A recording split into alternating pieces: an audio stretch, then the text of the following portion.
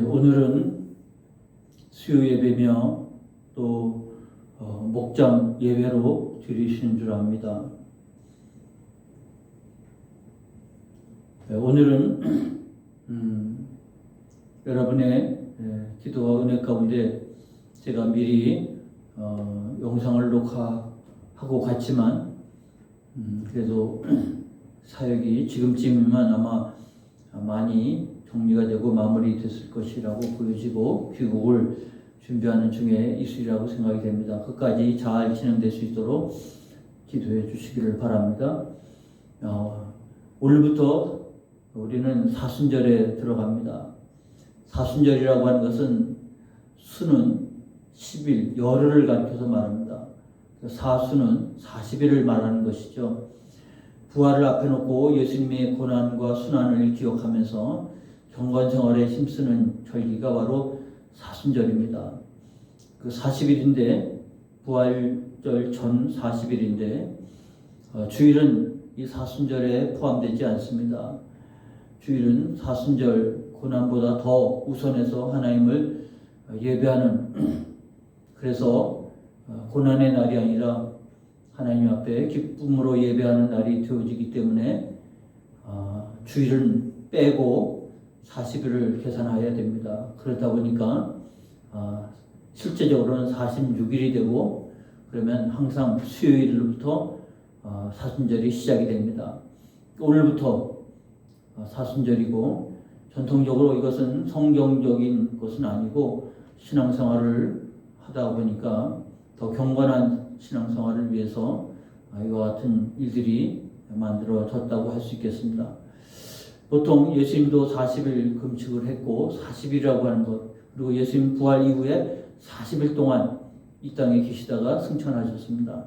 40이라고 하는 개념 자체가 굉장히 의미 있게 쓰여졌기 때문에 그래서 후대의 신앙생활, 경건생활을 위해서 우리는 이렇게 사순절이라고 하는 절기를 만들어서 경건생활에 힘쓰는 그런 시간으로 가졌다고 볼 수 있습니다.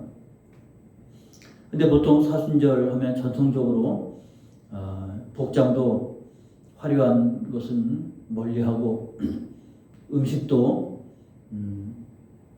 이렇게 잘 먹기보다는 좀 여러 가지 절제하고 더 나아가서 금식하는 경우도 있고 그래서 예수님의 고난에 참여하는 그리고 그것을 경건의 유익으로 삼는 그 같은 전통적 방식이 많이 있었습니다.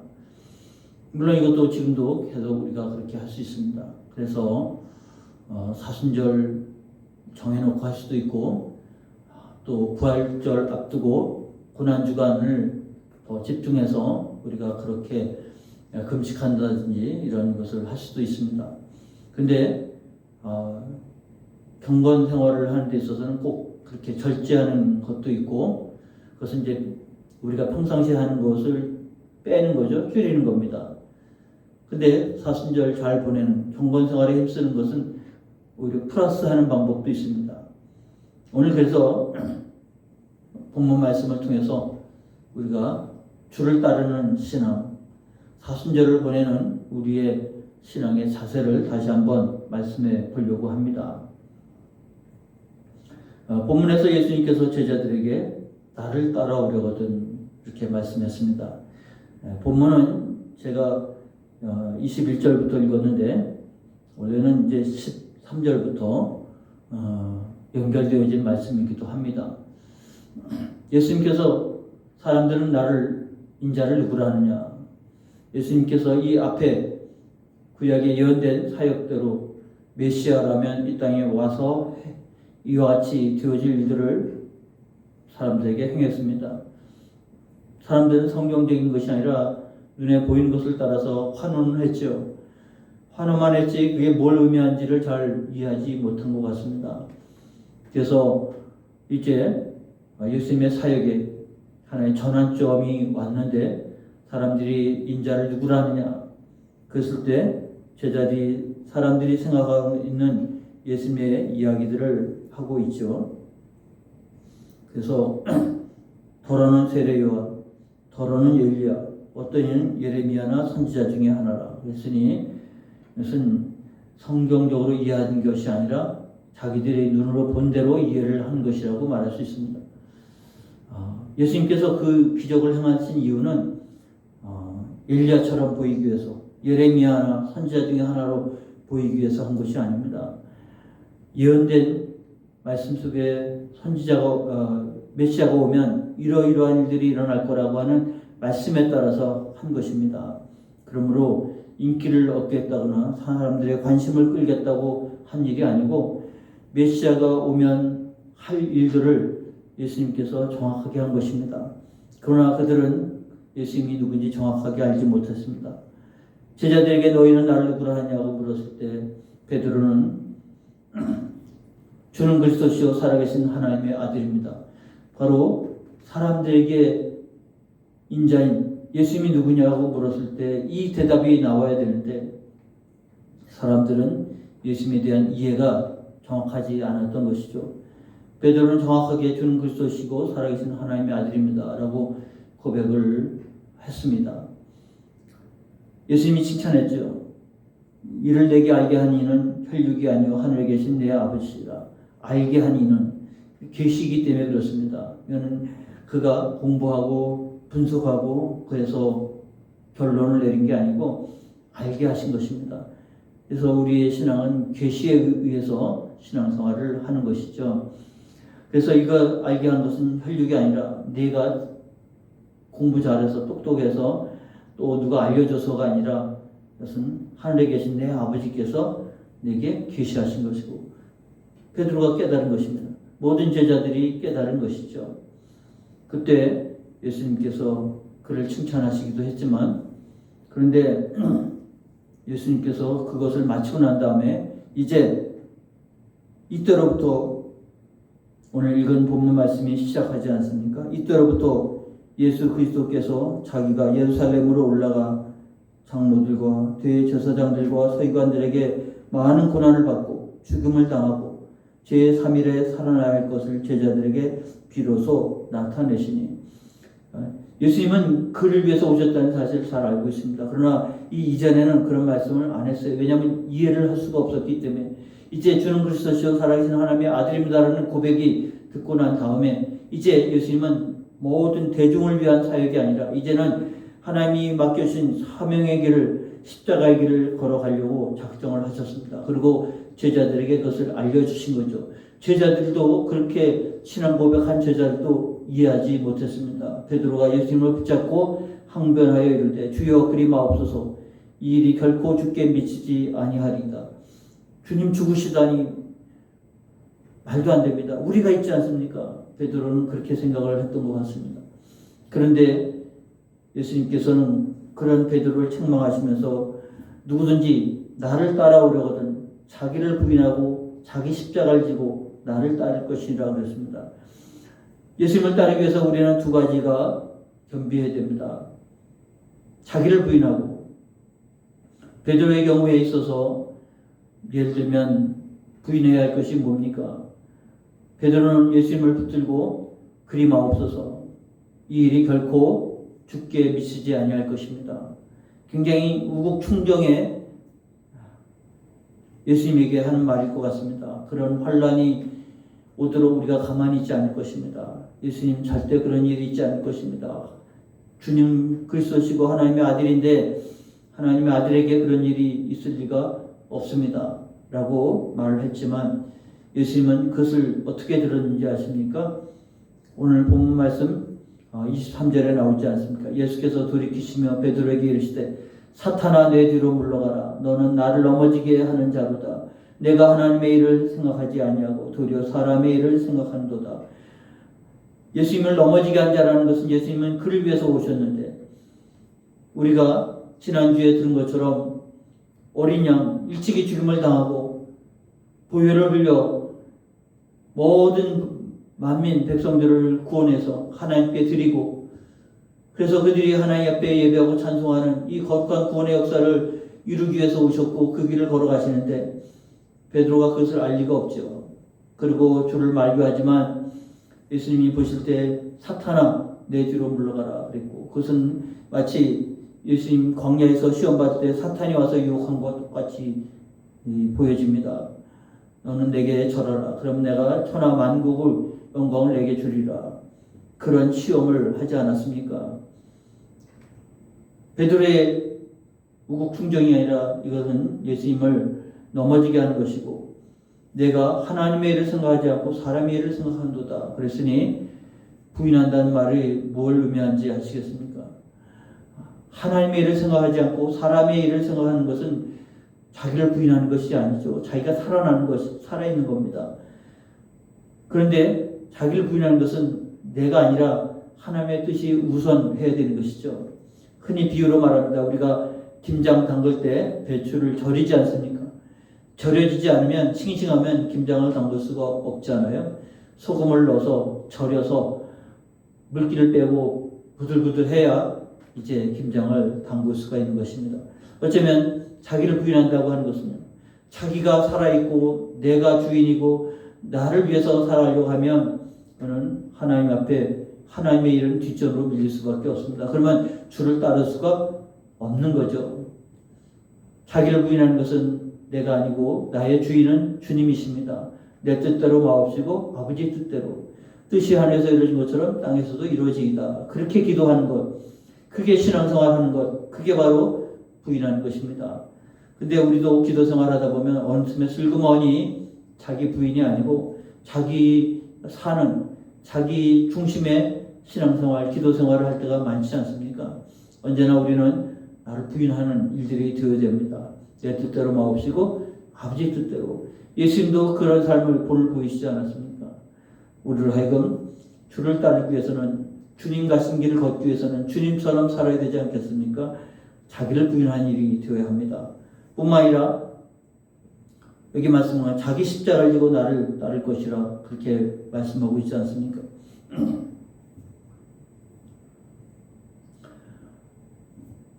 예수님께서 이 베드로가 요한복음에 나옵니다만 부활하신 후에 베드로를 만나지 않습니까? 베드로는 예수님의 얼굴을 차마 볼 수가 없었어요. 내가 죽일지언정 주를 버리지 않겠다고 다짐했던 베드로지만 예수님을 모른다고 3번 부인하지 않았습니까? 그러고 나서 바로 부활하신 주님을 만나게 된 것이니까 베드로가 어떻게 주의 얼굴을 보겠습니까? 근데 주님께서 그런 베드로를 향해서 내가 나를 사랑하냐? 내가 주를 사랑한 줄 주께서 아십니다. 그러면 내 양을 치라.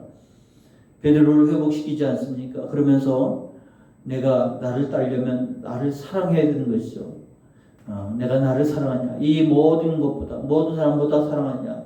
사랑하지 않고서는 주를 따를 수가 없습니다. 자기를 사랑하고는 주를 따를 수가 없습니다. 주님을 사랑해야 주를 따를 수가 있는 것이죠. 내가 주를 사랑합니다라고 고백하니 주님은 그런 베드로를 향해서 말씀하십니다.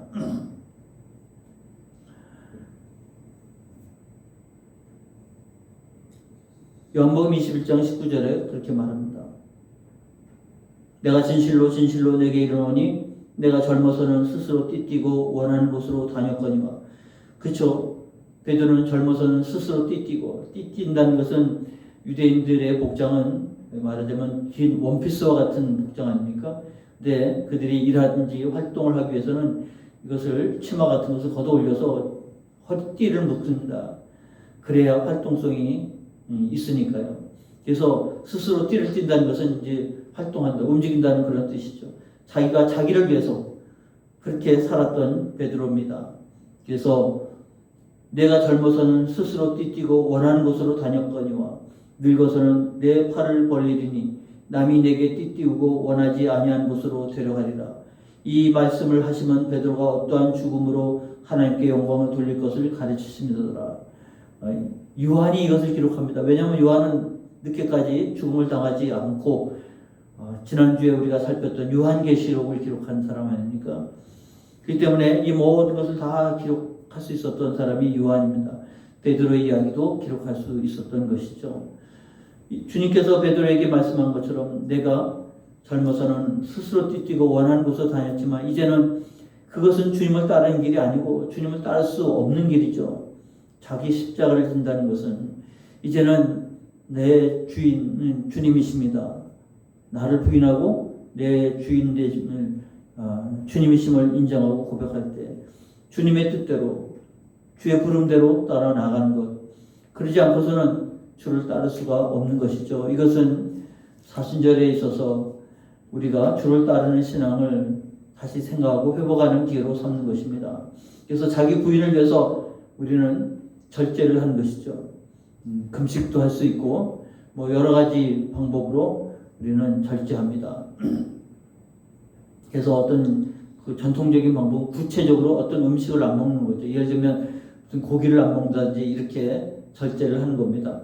근데 본분을 잊어버리고 본론을 잊어버리고 자꾸 거기에만 집중을 하다 보니까 정말 그런 금욕이라든지 이런 절제가 신앙에 유익이 되는 게 아니라 신앙을 더욱더 힘들게 만들어가는 요소가 될 수도 있는 것이죠. 본질을 잃어버리면 아무 의미가 없다고 하는 사실을 잘 염두에 두고요. 주를 위해서 내가 같이 주님의 고난에 동참한다고 해서 즐거운 것 그리고 평안한 것들을 제하고서 오히려 더 그런 절제를 통해서 동참하겠다. 그런 마음이면 되는데 그게 내용은 빠지고 형식만 뭘 하지 말라, 뭘 하면 안 된다만 남아 있으면 신앙의 유익이 안 되는 것이죠. 뿐만 아니라 이와 같이 주님을 따르기 위해서 해야 할 적극적인 것들이 오히려 있죠. 주님의 자치를 따라가는 것입니다. 그래서 주님처럼 우리도 베풀고 나누는 일을 한다고 하면 그것도 사순절을 지내는 방법이죠. 그래서 작년에 우리가 사순절 중에서 특히 고난주간 한 끼 금식하면서 헌금을 하잖아요. 금식한 한 끼 이 금액을 얼마로 계산해서 금식 헌금을 내지 않았습니까? 그 돈을 모아서 우리가 이제 우크라이나 전쟁을 위해서 우리가 성금으로 보내게 됐는데 올해도 지금 터키에 큰 지진이 나서 정말 우리가 너무 가슴 아프게 바라보고 있는 중입니다. 사순절을 보내는 방법이 꼭 금욕과 절제만이 다가 아니고 오히려 주님처럼 적극적으로 그려왔던 사랑을 베푸는 일에 참여하는 것도 사순절을 보내는 방법 중에 하나이겠죠. 저는 플러스 방법을 더 많이 여러분들에게 요구하고 강조합니다. 성경을 더 읽는 거죠. 기도를 더 하는 거죠. 말씀대로 한 번 더 사는 거죠. 그리고 주님 말씀을 한 번 더 실천을 하는 거죠. 이거는 우리가 금욕하는 마이너스 평상시보다 절제해서 빼는 사순절을 보내는 방법도 있고 뭐 꼭 어느 한 가지 방법이 우선이라는 것은 아닙니다. 그러나 의미를 상실해 버릴 수 있는 요소가 있기 때문에 우리가 더 적극적으로 신앙생활을 하기 위해서 플러스 법을 좀 강조하려고 하는 편입니다. 그래서 성경 읽기가 정해진 본문을 읽기를 작정하기든지 아니면 성경을 요새는 쓰기도 많이 하지 않습니까? 성경 쓰기를 한다든지 이것도 강제로 하면 또 의미를 상실해 버릴 수 있기 때문에 여러분이 결단해서 하는 겁니다. 기도 생활을 내가 정해진 시간을 정해놓고 더 기도한다든지 새벽 예배를 내가 더 드린다든지 공예배에 빠지지 않고 더 참석한다든지 이렇게 내가 신앙생활 주를 따라가는 신앙생활 내가 원하는 것이 아니라 주님이 원하시는 주님이 기뻐하시고 주님이 본을 보여주시는 길을 더 적극적으로 따라가는 것 이게 사순절을 지키는 방법 중에 하나가 될 수 있는 것입니다. 오늘 예수님께서 말씀한 것처럼 누구든지 나를 따라오거든 자기를 부인하고 자기 십자가를 지고 나를 따를 것이니라. 선택이 아니라 우리가 주를 따르려면 이렇게 따를 수밖에 없다는 사실을 염두에 두어야 합니다. 그러므로 우리는 주를 따르는 일에 실패하지 않도록 베드로처럼 주님 사랑합니다. 사랑하기 때문에 내 양을 치라. 주께서 맡겨주신 일들을 감당하는 것입니다. 주님을 본받아 가는 겁니다. 주님을 닮아가는 겁니다. 주님이 걸어갔던 자취를 따라갑니다. 주님과 같은 생각을 하고 주님과 같은 마음을 품고 우리가 그렇게 살아가는 것을 억울하게 생각하지 않고 기쁘게 생각하면서 살아가는 것입니다. 그럴 때 주께서 이와 같은 일들을 우리에게 말씀하십니다. 인자가 아버지의 영광으로 그 천사들과 함께 오리니 그때 각 사람이 행한 대로 갚으리라 그랬으니 하나님께서 우리가 하는 것을 보고 요한계시록 2장 3장에 나온 것처럼 그 시대에 믿음 생활하는 자들에게 내가 잘하였도다, 내가 너를 책망할 것이도다 분명히 말씀하고 있지 않습니까? 우리의 믿음 생활이, 경건 생활이 주님 보실 때 내가 적은 능력으로도 말씀을 붙잡았다, 내가 정말 하나님 앞에 충성된 일꾼이 되었다, 그렇게 칭찬받았던 교회들처럼 우리가 그렇게 신앙생활을 할 수 있는 길이 바로 이 사순절을 통해서 할 수 있어야 될 줄 압니다. 바울은 디모데에게 경건의 훈련이 얼마나 유익한가를 말합니다. 그렇게 해야 구원받는 것은 아니고, 구원받았기 때문에, 우리는 주님을 사랑하기 때문에, 주님이 우리에게 길을 보여주셨기 때문에 주님을 사랑하고 기쁨으로 그 일을 걸어가고자 하는 것이죠. 혹 여러분들이 잘못 이해해서 내가 그렇게 신앙생활을 해야 구원받나 보다 라고 생각하는 것은 복음을 이해 못하는 것입니다. 우리는 구원받은 자입니다. 구원받은 자이기 때문에 예수님을 닮아가는 것입니다. 구원받은 자이기 때문에 예수님을 쫓아가는 것입니다. 우리는 예수 그리스도의 보혈로 말미암아 구원을 받은 것이죠. 주께서 어린 양이 되셨고, 그리고 찬양을 받기 합당하신, 그 찬양하기 합당하시다고 찬양하는 그 찬양을 통해서 이미 우리는 부름받은 자예요. 구원받은 자예요. 왕같은 제사장이 된 자인 것입니다.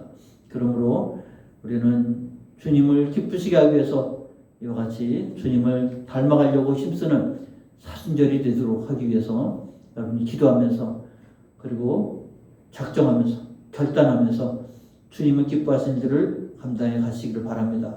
그러나 너무 과해서 오히려 짐이 되지 않도록, 그러나 기쁨으로 주님을 닮아가는 여러분 되시는 사순절, 그리고 우리의 경건 생활이 되어진다고 하면 부활절 아침 우리는 영광의 부활에 참여할 뿐만 아니라, 그리고 주님이 이 말씀대로 각 사람이 행한 대로 갚으시라 그랬으니 내가 작은 자에게 한 것이 나에게 한 것이라고 하신 것처럼 기뻐하시는 주님을 향해서 우리가 기쁨으로 경건 생활하는 사순절이 되어진다고 하면 주님께 영광이고 여러분의 신앙생활에 큰 유익이 되는, 그리고 큰 은혜를 경험하는 사순절로 삼으시기를 주 이름으로 축원합니다. 기도하겠습니다. 오늘도 함께 하실 주님을 찬양합니다. 이제 사순절을 맞이하면서 하나님, 우리가 참으로 어둡고 그리고 춥고 그리고 힘겨운 그런 사순절이 아니라 주님을 닮아가는, 그리고 주님 앞에 한 걸음 더 나아가는 기쁨의 사순절을 보낼 수 있도록 우리를 깨우쳐 주옵소서. 때로는 절제하게 하시고 때로는 더 열심을 내게 하시고, 그래서 주님과 함께 동행하는 귀한 사순절을 보내는 저희들 될 수 있도록 함께해 주옵소서. 오늘도 함께 은혜를 나누게 하심을 감사합니다. 주의 교회를 지키시고 종이 이제 마지막 사역 잘 마무리하고 귀국할 때까지 하나님 지켜 보호하여 주옵소서. 은혜 감사하며 예수님의 이름으로 기도하옵나이다. 아멘. 이제 목요일 비행기를 타고 금요일날 새벽에 한국에 도착합니다. 잘 돌아올 때 있도록 여러분 기도해 주시길 바라고 주일날 뵙도록 하겠습니다. 감사합니다.